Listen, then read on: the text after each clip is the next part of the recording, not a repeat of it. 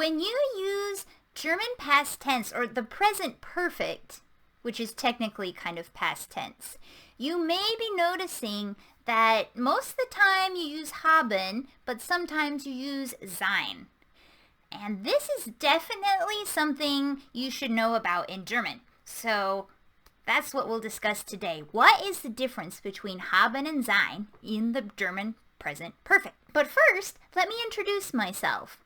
I am Carlie Sitzman, and I am a linguist who helps people learn German and use the language effectively. So if you like receiving interesting and useful videos about German language, culture, and grammar, subscribe below, hit the like button, and join me for my other videos. Let's get down to haben and sein. Haben means have, and sein means to be.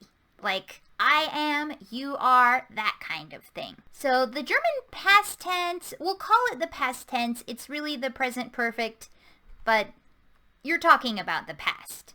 So the German past tense is usually formed by having haben at the beginning and then the past participle of the action verb at the end of the sentence.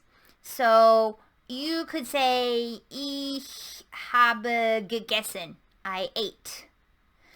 Or I have eaten, strictly speaking. Ich habe gelesen, I read, or I have read. So that's pretty typical for the German past tense, but sometimes you will see sein. And the way you tell the difference is haben is kind of the default, and sein is used when you have a change of state, like maybe if you're dying, you're being born, you're transforming into a majestic elephant, and haben is for everything else. So just think, whenever you're using past tense, am I traveling from point A to point B?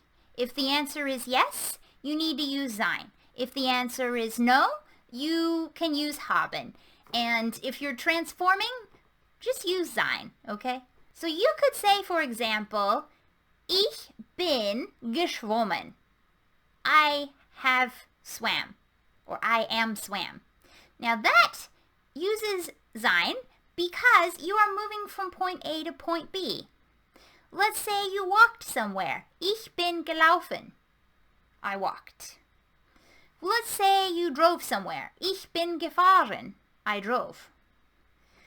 So it's really as simple as that. Just check every time when you're using the past tense, am I moving somewhere? Am I not moving somewhere?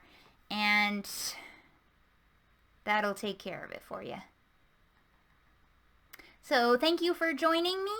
I hope you can now use haben and sein effectively, and I'll see you at the next one. Happy learning. Tschüss.